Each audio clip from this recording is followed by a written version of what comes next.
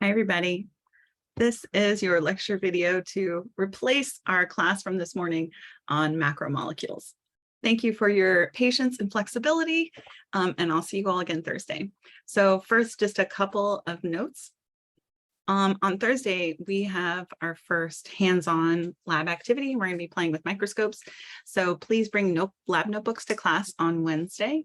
Remember, you're just looking for something that is like permanently bound composition notebooks, usually what they're called. There is going to be another reading on cells and microscopes. There's actually two parts to it. One of them is just the chapter on cells, and then there's a couple pages that give you some broad information about microscopes. Read both of those things due for tomorrow.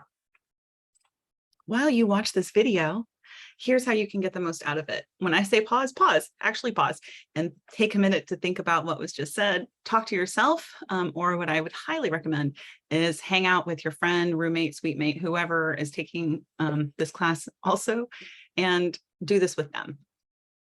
There's going to be a table that you're going to fill in information from to help you organize, sort of compare and contrast categories across the 4 macromolecules. So as you're watching this video and information is shared about those different categories and different molecules, jot things down. And finally, if there's a moment where you're like, oh man, I really wish I could have raised my hand and asked this question in this moment, write that question down. And we will pick up with those last 2 bullet points on Thursday. Okay, so today's class is about how we construct and deconstruct large molecules, macromolecules, and the characteristics of those big 4 groups. So we're going to start by just defining what hydrolysis and dehydration synthesis mean. And this is how the chapter began, explaining that we've got these 2 different sets of enzymatic reactions that are either breaking apart macromolecules or bringing monomers together to create macromolecules. Both of these reactions involve water. So hydrolysis means to break lysis with water, hydro, and dehydration synthesis means put things together, but synthesis, but lose water, dehydration. We're going to look at examples of protein and amino acids and see what those chemical reactions look like in a minute. And I have my first question that I want you to pause and think about, which is, which of these reactions require energy? Okay, so if you thought about the energy question, then hopefully you realized that it's a lot harder to build a big molecule than it is to break something down. So hydrolysis, breaking apart this big molecule into lots of small pieces, that releases energy. But taking a bunch of small pieces and putting them together to create all of these new bonds in dehydration synthesis, that requires energy. We're going to come back to the energy and enzyme piece in a couple of weeks, when we'll have a whole chapter just about enzymes and energy. But for now, we're just thinking about these on broad terms. Okay, so let's look at just an example of what dehydration synthesis looks like. Oh, I forgot to mention on the last slide, you'll also see the same reaction called condensation. So condensation reactions is a little bit broader of a term, and dehydration synthesis is one example, but you'll sometimes see the terms used interchangeably. Okay, so here's our cartoon version of what dehydration synthesis looks like. We have individual monomers coming together, a covalent bond forming between them, and a molecule of water being expelled. All of these reactions are catalyzed by enzymes. So these are not reactions that are happening by themselves. And we just said that this requires energy. So this wouldn't be something that molecules are energetically favorable to do.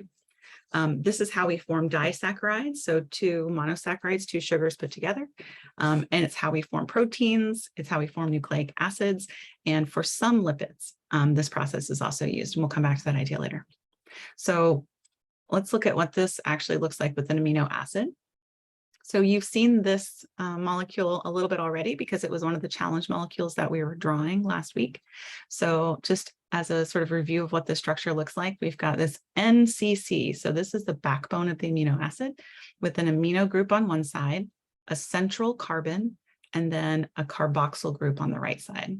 The R that's coming down here is called the R group or the side chain, and that is the part that's variable between different amino acids and gives them their character. And we'll come back to that idea later.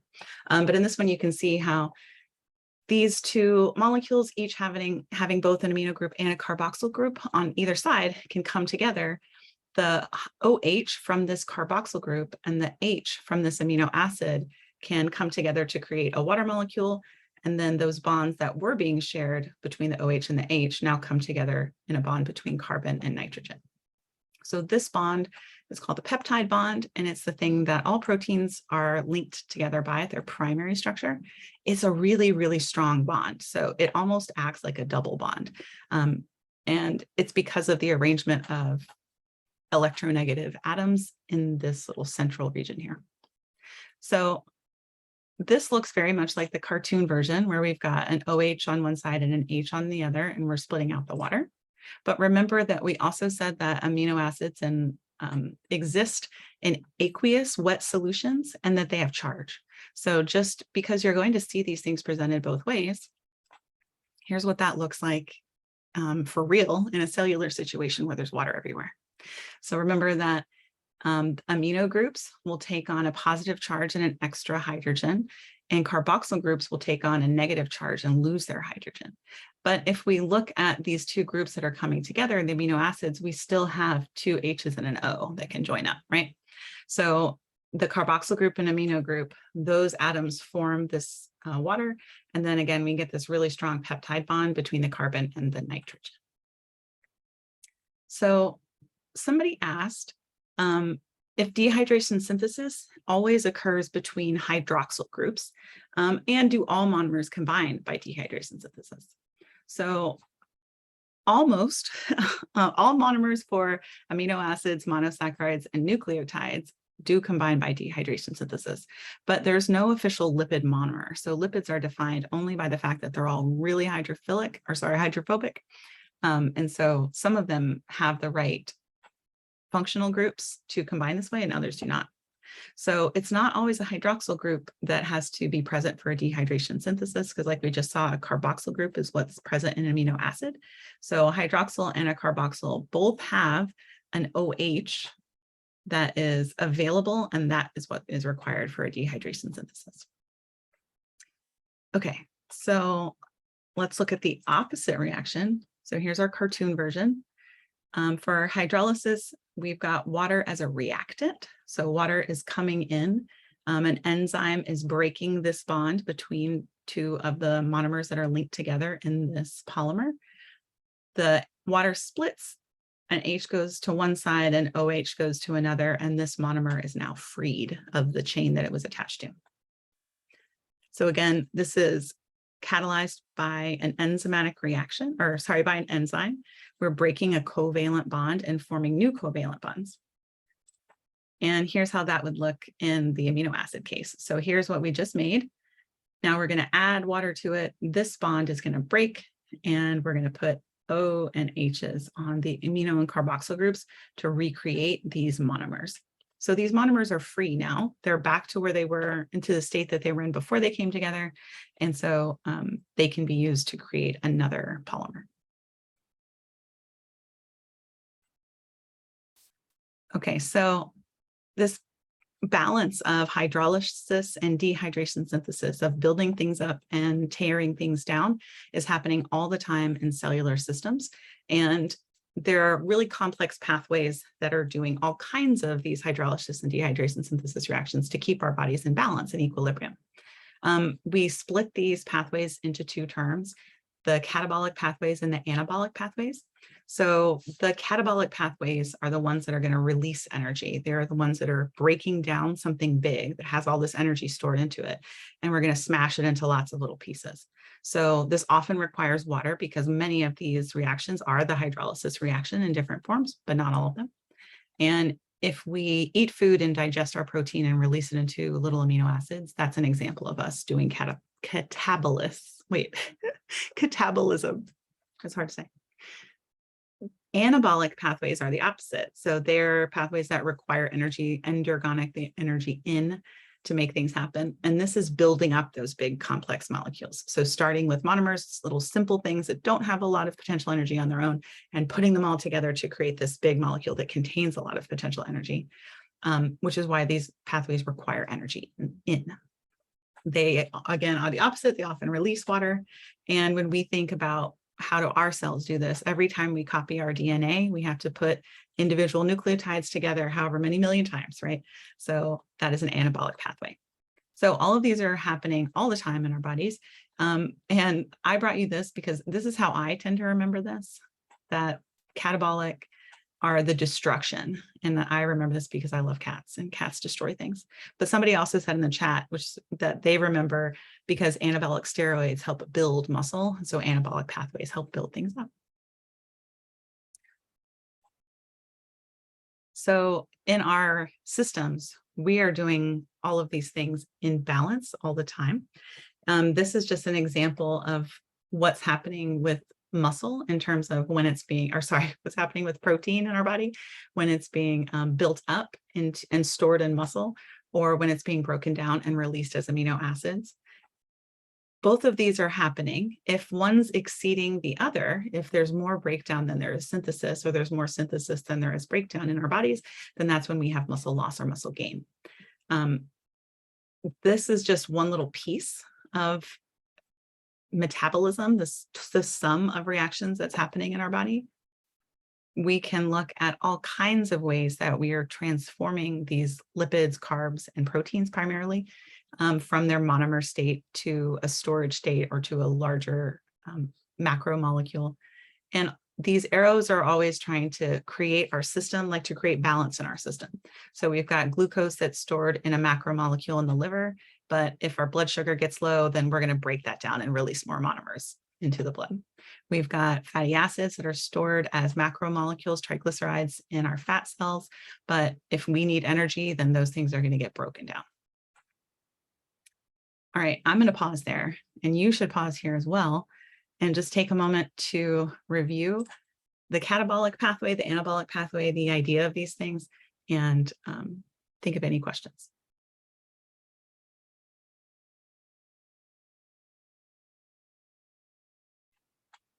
Okay, so our next task is to answer some of the questions that you had in the reading about the different macromolecule groups and make sure that we understand how to talk about all of them and what's the most important thing to remember about their structures and functions. So we're going to start with sugars. And this is just some terminology on this slide to help you remember the monosaccharide versus disaccharide and a little bit of the naming. So you read a lot about the ways in which we name things. I'm going to talk about another naming convention in just a second. A lot of sugars will have multiple names. So the hexose sugars are all of the sugars that have 6 carbons, but then the ways in which those carbons are arranged can give you different conformations. So glucose, fructose versus galactose. Pentose sugars have 5 carbons, and we mostly talk about these in the context of nucleic acids because they're a component of nucleic acid. And the smallest simple sugar that can exist has to have at least 3 carbons, so in order to be considered a monosaccharide.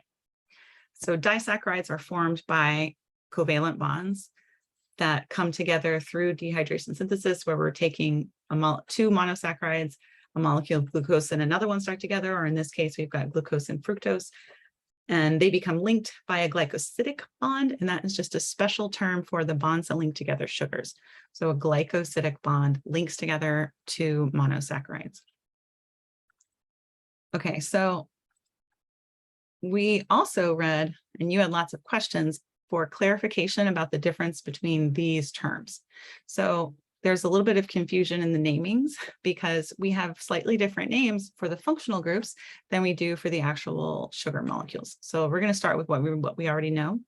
Carbonyl functional groups, the functional groups that have a carbon bonded to, double bonded to an oxygen, they come in 2 forms. And we mentioned this a little bit last week, right? So you can have one that is on the end of a carbon chain. So it's got a carbon on one side, but the other side is just a hydrogen. It's the last carbon.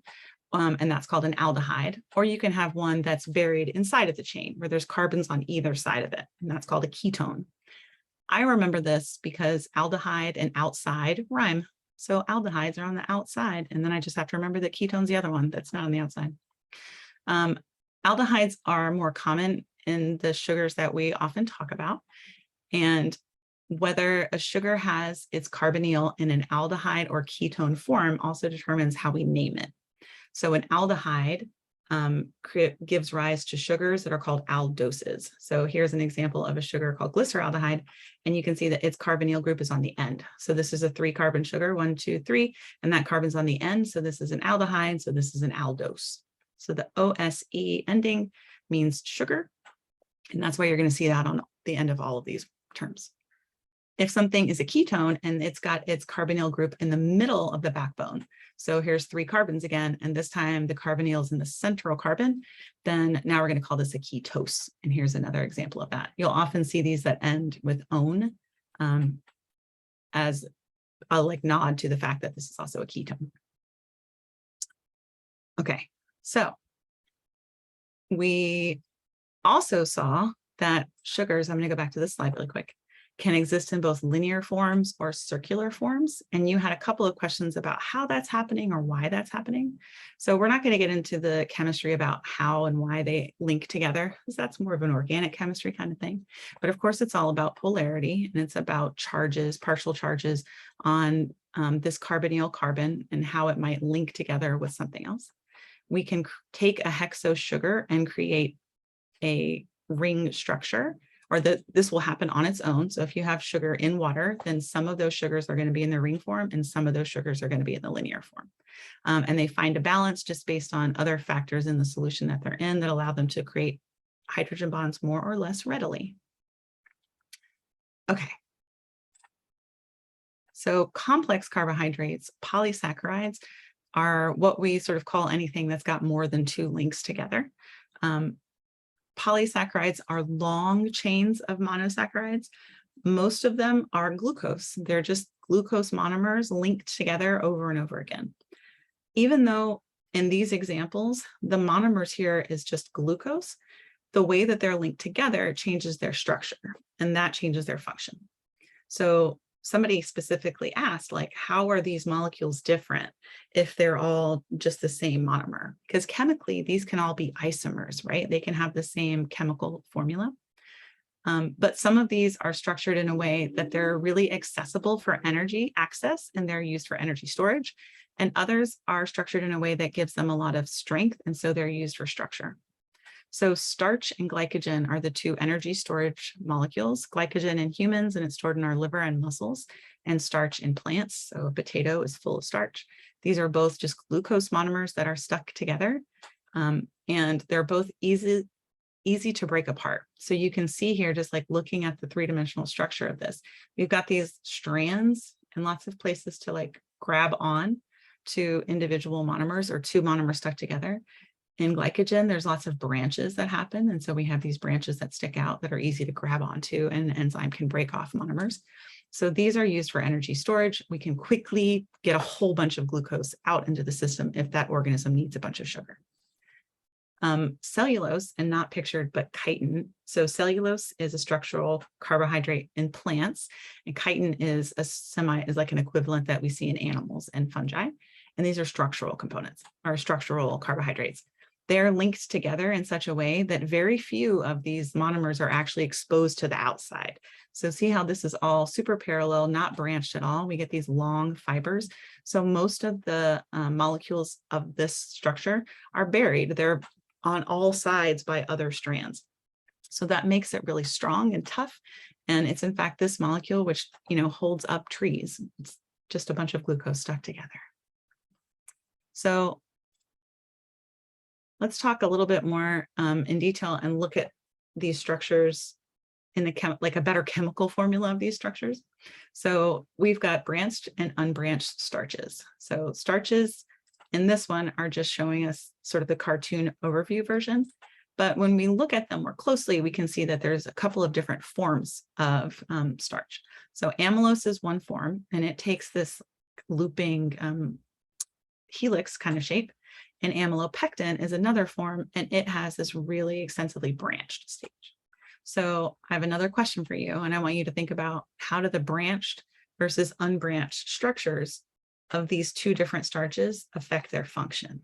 So if this one is coiled and this one is branched, how might that structure affect their function? And which one do you think is going to be more easily digested? So pause and talk to your friend.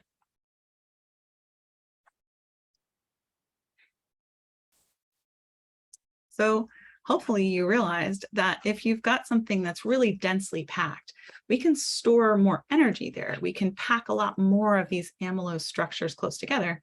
So they're great for like long-term energy storage, but they're not great for being really easily digested in short-term storage. So amylose tends to be used by plants for long-term storage. Amylopectin is super branched, so it's got lots more surface area. Surface area is a key consideration when we're ever thinking about molecular structure and all kinds of things in cells. So the more surface area means more space for enzymes to sit down on that molecule and break off pieces, easier to digest. And so plants tend to use amylopectin for short-term energy storage. There we go. Okay, so the alpha versus beta linkages are just two ways in which glucose might come together to create this glycosidic linkage. One way where we've got two glucoses sort of facing the same direction. So they've got their carboxyl groups both on the top. And in this version, in the beta version, we've got one glucose kind of upside down. So there's a carboxyl group on the top, but a carboxyl group on the bottom. So that impacts the way this bond is formed. These bonds right here are formed, and it impacts the shapes of these molecules, and it impacts the ways that enzymes can access that bond. So we see alpha bonds mostly in energy storage polysaccharides, so sugars and starches, and we tend to see the beta bonds more commonly in the structural polysaccharides, so cellulose. Cellulose is also what we call fiber and dietary fiber. So when you see on a food label, the fiber section is mostly talking about cellulose because that's the major structural polysaccharide that we're consuming when we eat plants. We have the enzyme to digest alpha linkages, which is why when you eat a potato, you get tons of calories out of it because all of those starch molecules get broken into millions of glucose monomers, and you just got a million glucose monomers in your bloodstream. When we digest cellulose, we don't. We very incompletely digest cellulose. So we lack the enzyme to actually do this ourselves. There are there are microbes in our intestines that can break this down to some degree. So we might get a little bit of this, but mostly cellulose, these structural polysaccharides pass through our systems undigested, which is why fiber has no calories when we think about it. Does that mean that cellulose molecules contain less energy? So I want you to pause again and answer this question. We get calories from starch. We don't get calories from sugar. Does that mean that those cellulose molecules contain less energy? The answer is no. They contain the same amount of energy. It's just that we can't access it. Other organisms do have enzymes that can break down those bonds, and so they can access that energy. What did I bring you? Oh, I brought you this. I don't know why, just to give you another view of how this might look. So, and also to emphasize that this molecule, cellulose, is the most abundant molecule on the planet. There is more cellulose on this planet than there is any other molecule. And it's because of this. It's holding up every single plant stem and branch and tree stump, and everything that you see is filled with cellulose. Okay. We're going to move to the next macromolecule group, which are lipids. So we said lipids are kind of the weird group. They're really a catch-all group. So the other three groups, carbohydrates, nucleic acids, and proteins, they're defined by their monomers. Lipids are not. Lipids are all of the other big molecules that we see in biological systems that are not defined by those monomers and are also really hydrophobic. So when we look at all of those together, we see categories of fats, waxes, phospholipids, and steroids. So those are the four big sort of subcategories of lipids. What unites them is that they are composed almost entirely of carbon and hydrogen. They do have a little bit of oxygen, usually in a functional group like a carboxyl group. But primarily they're carbons and hydrogens, which means they're primarily non-polar bonds, which means they're super hydrophobic because they can't do any hydrogen bonding with water. So before we start talking about the individual examples, let's talk about this first, because y'all had several questions about the section about ester bonds. So ester bonds, or ester linkages, sometimes also seen, are one form of covalent bond that can link together lipids. Remember that not all lipids get linked together this way because not all lipids share the same monomer. And when we do that, we create an ester. So an ester is a different kind of functional group or structure that we didn't talk about. And here's what it looks like. So here's an R, which just means any carbon, and it could be lots of carbons or it could be one carbon. So in this situation, if we're thinking about fats, it's probably more than one. So we've got carbons on one side. Here's our carbonyl group. And then we've got an oxygen and then another group of carbons. So we've got this carbonyl bound to an oxygen sandwiched in the middle of two different R carbon chains. Okay, so I want you to pause again, and I want you to compare this structure to an aldehyde, a ketone, and a carboxylic acid. So using just the letters C, O, H, and R, can you draw an aldehyde, a ketone, and a carboxylic acid in the same way that this is shown?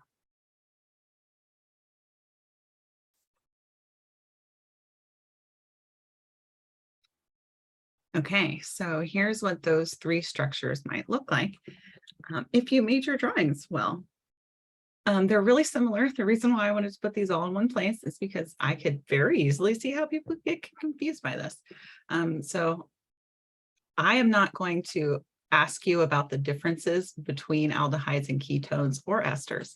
I do want you to be able to tell me that this is a carbonyl group and that this is a carboxylic acid group, to be able to tell me how this thing behaves. But I'm not going to ask you about these three differences. You're definitely going to see that in chem later on, though. Okay, so let's bring this back to lipids. The ester bond is formed when we link together a glycerol, which is an alcohol molecule, and 3 fatty acids. So here is the lipid part. Fatty acids contain usually these long hydrocarbon tails. So here's what we're looking at: carboxyl group, and then a long hydrocarbon tail. So these R's, that's what we are, that's what we have. We already have then this part of the ester, right here. And if we combine these two together, then we can incorporate this other R group, this other carbon. So what happens is another dehydration synthesis reaction. We lose an H and OH from this, and we create this ester bond instead. And now we have a triglyceride. And this is just another slide showing you what that looks like. So triglycerides, fatty acids, and all of the other parts, other molecules that contain fatty acids get their character based on whether those acids are saturated or unsaturated. So let's talk about that for a minute. So saturated fatty acids means that they are saturated with hydrogens. So this long hydrocarbon tail, every single space where there is a bond available on a carbon atom, it is filled with a hydrogen. That's not true for unsaturated. So unsaturated means there are some places where a hydrogen has been removed, and instead we get these double bonds that form between the carbons that are neighboring. So we can name these further by calling them poly or mono unsaturated, depending on how many double bonds they've got. But these have a characteristic bent shape. So just like when we talked about this, how we've got this structure that's really coiled up tight, kind of makes this linear thing, and this one that's all branched out and takes up a lot of space. That same idea is applying here, where we've got a saturated fatty acid that is very straight and linear, and you can pack a million of them all nice and tight together, which is why when we see foods that are primarily saturated fatty acids, even at room temperature, they're still solid because those molecules are packed together really tightly. Unsaturated fats can't do that because they're bent. So they have all of these different angles in them. And so they exist in liquid forms primarily because they can't pack that closely together. The same thing is true of phospholipids in our membranes. So different cell membranes might have different characteristics. Some organisms or different species might have different kinds of phospholipids in their membranes. But what all phospholipids have in common is that they have fatty acid tails, and then they've got this big hydrophilic head. So this looks very much like a triglyceride, except we've only got 2, right? We've only got 2 fatty acids hanging out here. Here's the glycerol molecule that is linking together two of those. And then on this third carbon, instead of having a third fatty acid, instead we have a big phosphate group and then another charged functional group. So remember that phosphate is just a big old cloud of negative. So of course it's going to have lots of opportunities to bond with water around it.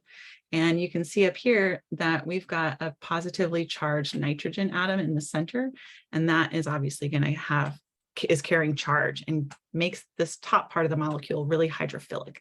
This bottom part that is entirely nonpolar is definitely hydrophobic. And so this dual nature, this amphipathic nature, that's the word that we use, describes the fact that this one molecule has two very different qualities, and it creates these really great abilities for these molecules to self-assemble. So you could actually have a beaker of loose phospholipids that you just drop into water, and they will automatically take one of a few forms. And this is one of them. So creating a bilayer naturally creates protection for the hydrophobic tails, where they're not interacting with water and they're only interacting with themselves, all tucked away. And it puts all of these hydrophilic heads on the surface so that they can interact with water. The other things that the phospholipids might do if you drop them into water is create a sphere where all of the tails are turned inside. Okay. The last group of lipids that we're going to talk about are steroids, and they're the weird ones. So steroids are made of rings. They have 4 carbon-based rings, and they come in lots of different forms that you're actually really familiar with. You probably just didn't know that they were all steroids. Cholesterol is our most common steroid, and it's also a really important component of membranes. So this membrane is only showing you phospholipids, but that's a lie. There's a lot of other stuff tucked into membranes, and some of that is actually cholesterol, and it helps to keep our membranes, our cell membranes, fluid, even if our temperature gets low. Cholesterol is also the molecule that our bodies use to create estrogen and testosterone, which are also steroids. So let's look at them. Progesterone, estrogen, and testosterone are the 3 main human steroid hormones that are related to sexual reproduction and sexual development. And here's what they look like. They're all super similar. In fact, these 3 hormones are present in everybody. They have important roles in everybody, regardless of sex. We know that obviously based on sex, you'll have a different balance of these hormones. So testosterone is much higher in males than in females, and estrogen and progesterone are much higher and also cyclical in females than they are in males. We actually have an enzyme that converts testosterone to estrogen. So even though females encode and create plenty of testosterone in our bodies, this enzyme aromatase tends to convert most of the testosterone we make into estrogen. And so that partially drives the sex differences in hormones that we see. So the last thing I want to talk about is about cholesterol in a broader sense, because cholesterol is this molecule. Where'd it go? Right here. But that's not really what people mean when they talk about it. But the cholesterol that people mean and the cholesterol of the molecule are very much related. So I'm going to try to help tease apart what this all means.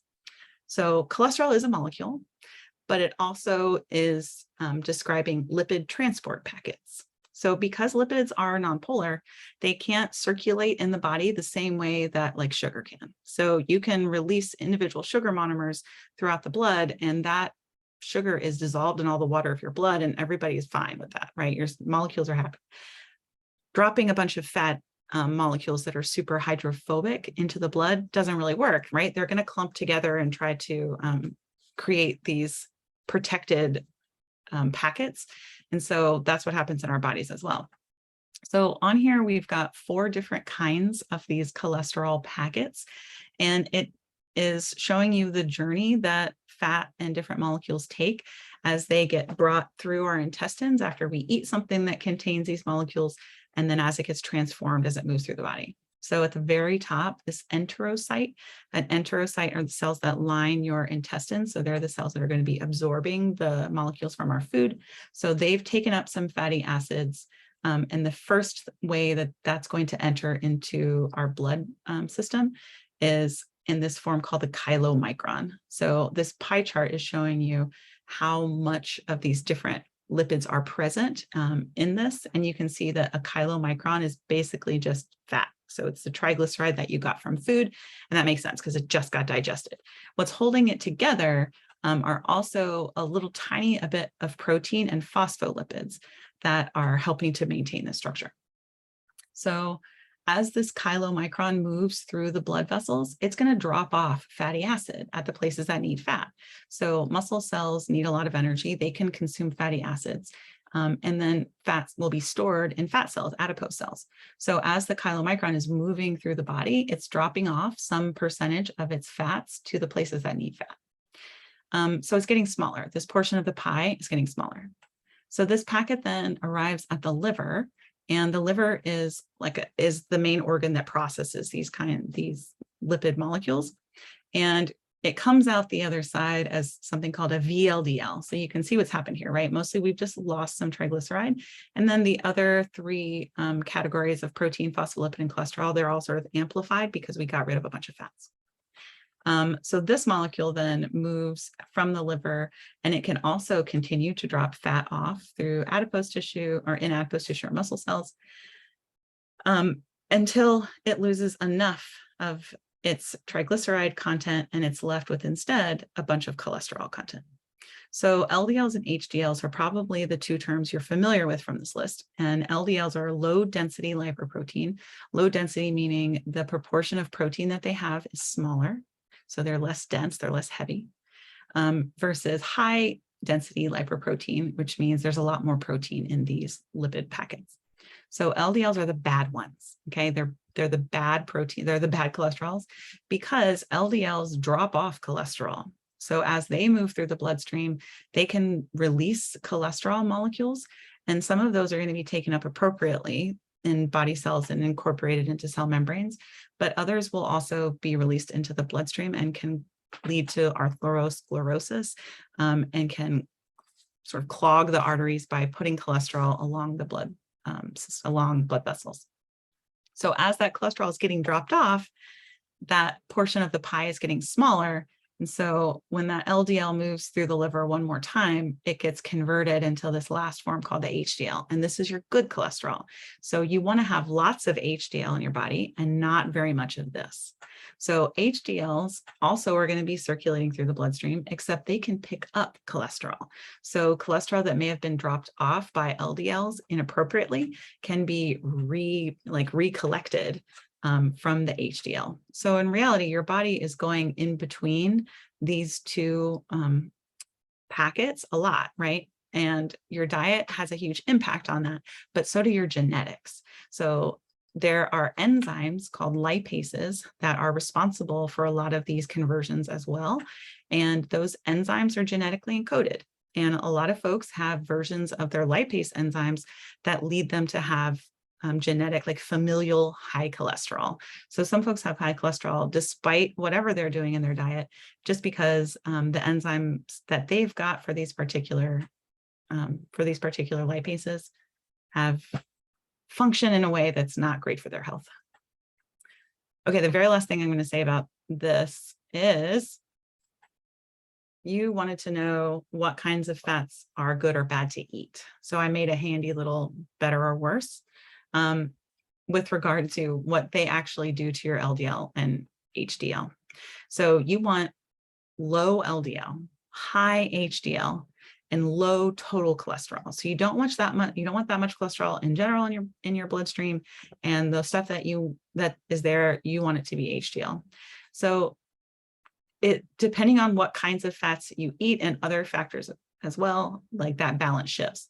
So the data shows that consuming butter, which is saturated fat, is pretty much entirely negative for your cholesterol health. It increases LDL and it increases your total cholesterol. It is delicious though, and it contains cholesterol and fat, which are very important. So you can still eat it, just don't eat it all the time. Coconut oil is sort of a mixed bag. So it does also increase total cholesterol and LDL, which are both bad. But it also increases HDL, which is good. So this one I put in the middle. And on the right, we've got olive oil, canola oil, other vegetable oils. So those vegetable oils have a positive impact. They're decreasing the bad cholesterol, decreasing total cholesterol. And so if you're choosing fats in your diet, choose more of these and fewer of these. And now I put a slide that said take a break, because if we were in real class, we would all be real tired of me talking to you right now. We would need a break. So why don't you go take a break, pause, and then come back. Okay, we're going to pick back up and we're going to talk about proteins. So this slide is just very straightforward. Proteins have diverse shapes and functions as illustrated by this slide. These are a few that we'll actually talk about this semester.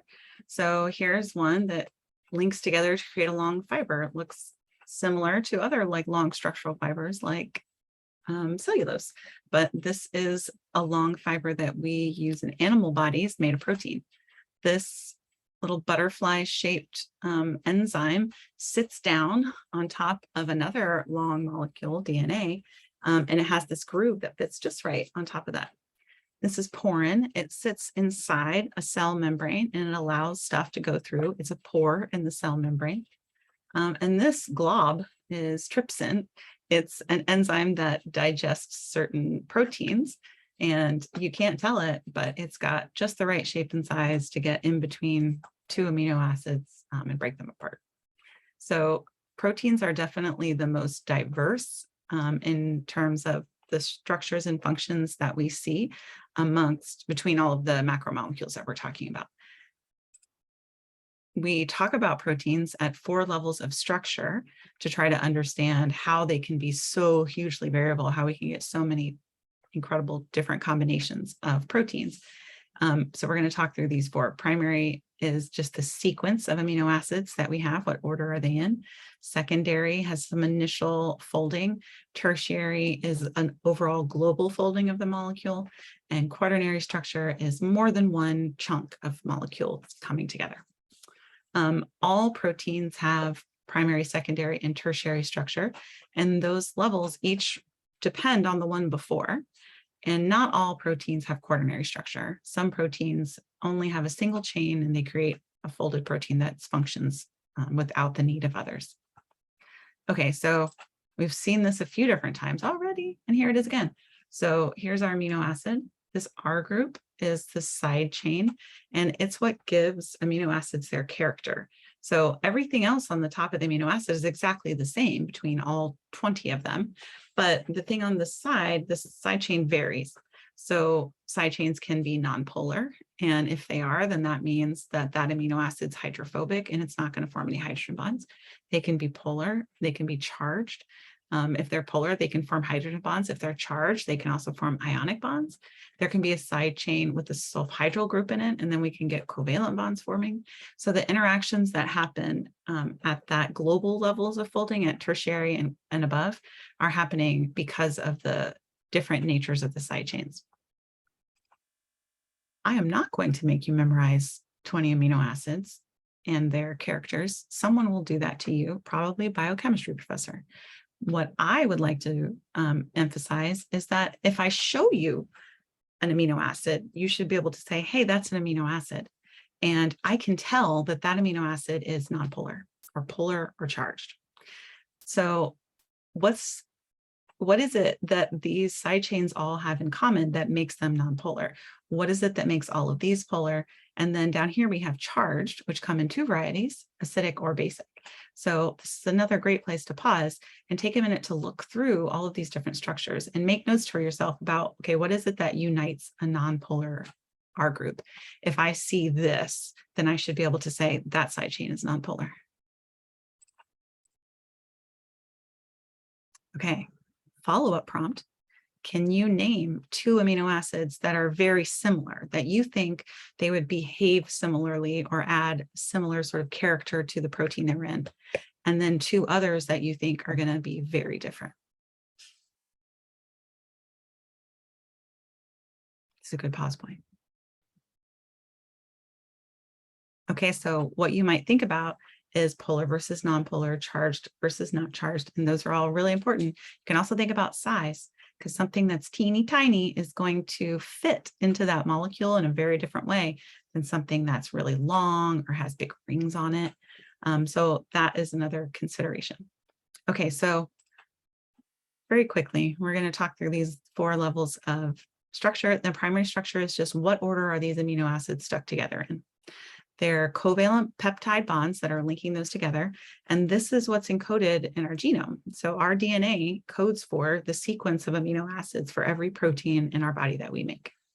So here we've got a chain of amino acids being linked together. Once we link more than 2 of them together, we can call it a polypeptide. There's an intermediate called oligopeptide, but that's not for you to worry about. We've always got on one side an amino group that has not been bound, that's sticking out, and we call that the N terminus because there's an N. And then on the other side, there's always going to be one carboxyl group that hasn't been bound, and that's the C terminus. And then in between here, we've got all of the little side chains that are sticking out that may be able to interact with one another or other molecules. So primary structure, sequence. Secondary structure is that first level of folding, and this folding is not dependent on the side chains, but it is dependent on the backbone, because the backbones, even though it's all the same, they still have polarity, and so they can still create polar bonds. I'm going to go back to this picture for just a second and ignore this and look at everything that's in the box. So everything that's in the box, almost every single one of these atoms has a partial charge. Right? The nitrogens and the oxygens do, the carbons that are attached to those things do. So, and so do the hydrogens, right? So there's all kinds of partial charge back here. And that partial charge can interact to form hydrogen bonds between the backbone. So in this example, here's the R groups sticking out, but then it's the hydrogen bonds between this carbon and this nitrogen, these groups, carbonyl and amino group leftovers, that are actually bringing this together. So this is where we get alpha helixes or beta sheets. So the alpha helix is like a spirally helix, and a beta sheet is parallel folds. Okay, tertiary structure are determined by R groups, by those side chains. So here we've got a couple of helixes already built in at the secondary structure. And now we're going to add on bonds between side groups, like here, we've got a hydrogen bond between this hydroxyl group on one side chain and this carbonyl. Over here, we've got another hydrogen bond. There's an amino group here, and then here's a hydroxyl. We can also create disulfide bonds. So here's a covalent bond that we've got. We've got 2 charged amino acids that come together, then they can create an ionic bond. And then in the middle, if we've got 2 nonpolar amino acids that come together, they can do those temporary van der Waals interactions between hydrophobic regions. So the tertiary structure is where we're folding up this protein into its finished state. Many proteins are done at this stage. Some proteins need multiple units to come together to create a functional protein. So if that's true, then here we've got a dipeptide. So there's 2 individual proteins that are stuck together. Or here we've got 1, 2, 3, 4. We've got 4 subunits that are stuck together to create functional proteins. So each of these levels depends on the one before. At the quaternary structure, at the tertiary structure, and at secondary structure, hydrogen bonds are really important interactions that are holding this thing together. So what happens when we break those hydrogen bonds? We've talked about how hydrogen bonds are easy to break. We can disrupt them pretty readily. We can change temperature or pH and break hydrogen bonds, which means that when those things happen, when we have that disruption, our protein's going to unfold. So when a protein unfolds, either like all the way back to a link, just a long link of amino acids, so primary structure, or just unfolds a little bit, it's called denaturation. The protein has been denatured. So the primary structure is always maintained because you can't break the primary structure unless you can break covalent bonds, and that requires enzymes. But hydrogen bonds and ionic bonds can be disrupted by changes in temperature and pH. When that happens, these denatured proteins, instead of being all connected or all folded up how they're supposed to, start to spread out. Other amino acids are going to be exposed, functional or places where enzymes were supposed to bind, the shape is going to be lost, and so that protein loses its function. So when we eat food, we bring protein into our body. And we're going to do both digestion and denaturation. So first, we can denature our food through the low pH. So when food enters your acidic stomach, the first thing that happens is those proteins are going to denature. The hydrogen bonds and ionic bonds are going to break and proteins are going to unfold. And that's really important because now they've got a lot more surface area that digestive enzymes can attach onto and break apart. So proteins are then digested by enzymes, and that's where we break them down and put them back into amino acids. And those amino acids, or little pieces of shorter lengths of proteins, that's what we can take up into our cell and distribute throughout the body. Okay, I have another question for you. This is another good pause point to stop and talk to somebody about. Can you think about chemically, how would a protein be natured when we cook it? So we cook things in lots of different ways, sometimes with heat, hard boiling an egg, sometimes with acid, marinating a steak, with salts, and especially for stuff for drying, or even by whisking, we can denature and prepare foods. So pause for a minute, think about what's happening that would cause a protein to unfold under those 4 conditions, and then ask yourself, is there one of those types of cooking that would maintain the most protein? Okay, pause.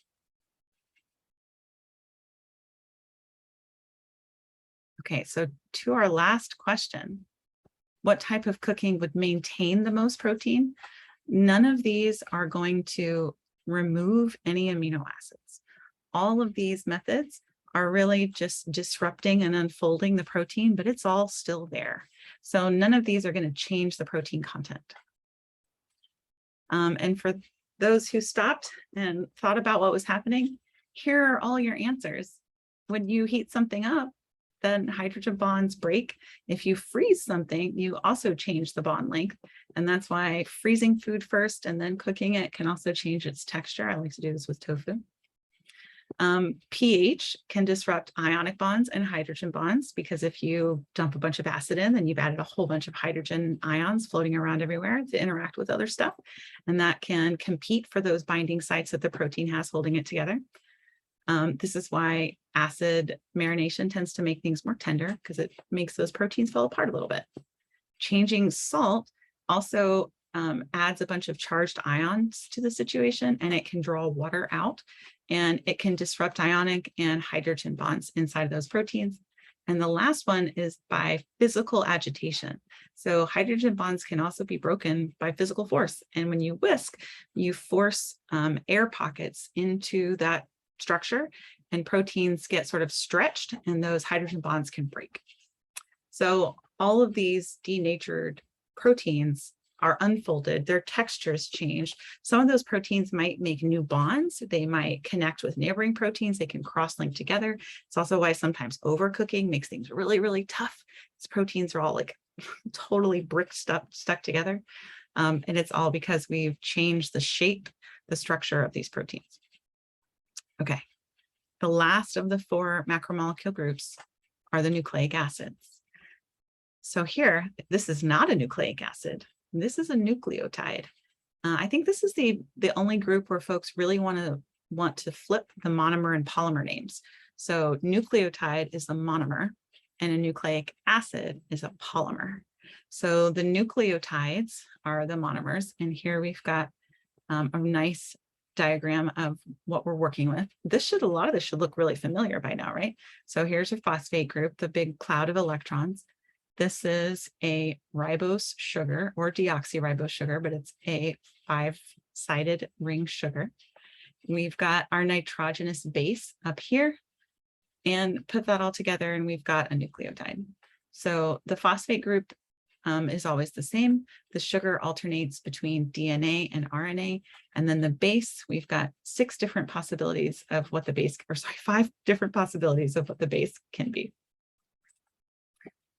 Okay, here's primary structure. So DNA and RNA also have primary structure and secondary structure. So primary structure is just the sequence of molecules that come together, right? The sequence of bases. So the ATG order is the primary structure of DNA. So we're going to talk extensively about the structure of DNA and RNA later this semester when we talk about the central dogma, the idea of information flow from DNA to RNA to protein. So we'll come back to this. But for now, the key points to note are that we've got another backbone structure. So here, the backbone is made up of phosphate groups. They're just represented with this little P, and the sugars. So the sugar phosphate group have their own covalent bond that link these nucleotides together, and that bond is called the phosphodiester bond. The nitrogen bases then are sticking out from the side of this backbone, and then they can interact with other bases on the other side in the cases of DNA, or they can loop around and interact with themselves in the case of RNA. So here's just a quick picture of what DNA versus RNA look like at the nucleotide level. Very, very similar. Deoxyribonucleic acid just means that there was a group here that had an oxygen and now it's gone. So otherwise, these two molecules are very similar. The other difference is which bases can be found on each of them. So DNA has A, T, C, and G. Versus RNA, which replaces the T for thiamine with U for uracil. And we'll come back to that later on this semester too. So this is what they look like at the nucleotide level. And here's what they look like with some secondary structure. So this is two independent molecules of DNA that have linked together by hydrogen bonding across their bases, and we call this base pairing. So this blue stripe is representing the backbone, the sugar phosphate, and then the little barbs coming off of it, those are all representing these bases, like rungs on a ladder. So the base pairs are hydrogen bonding, but this backbone is very strongly connected with covalent bonds. So you're probably really familiar with this structure, right? But you might not have looked at the secondary structure of RNA before. So RNA also can base pair, but because it exists as a single-stranded molecule, it base pairs with itself. So this is tRNA or transfer RNA, and we'll talk about its really important job later this semester when we talk about translation. But you can see that even though it's just one single strand, it's got lots of structure. This is what like one little piece of it might look like. The tRNA is really small. So this is what one little piece of RNA might look like if you loop it together, but we also have really big RNA. This is a very complicated diagram showing the secondary structure of the SSR RNA, the small subunit of the RNA that makes up our ribosomes, which we'll also talk about later. So all this to say, RNA is way more complicated and interesting than people often give it credit for, and it also has secondary structure that's very important to its function. We're not going to talk much about nucleic acids right now because we are going to talk so much about them later this semester, but I do want to touch on one thing before we end this class, which is that you're all really captivated by this idea that a single nucleotide change can have such big impacts on the body. And that is a big and important enough idea for me to want to tell you a few times. So you might see this very same slide again later this semester, but it's all to say that DNA and RNA structures are extremely important because they lay in this information flow from DNA to RNA to proteins that give us all of our characteristics. All of the things that are happening inside of your body that you can see on the outside of your body are due to proteins that we have made that have had some effect on our cells. So whether we're looking at something like coat color or looking at hemoglobin function in sickle cell, which we'll talk about later this semester, while a very small change in the structure of a molecule can have huge impacts on the organism overall. And that is all I'm going to share with you today. If you've been following along, then you should have a table that has all kinds of information about macromolecules filled in. If there's anything that you missed, then you can always go back and try to find that spot in the recording or look online in your reading or ask a friend. We'll come back and look at those tables and a couple of the questions we talked about in the pause spots in the videos on Thursday. Thank you. See you later.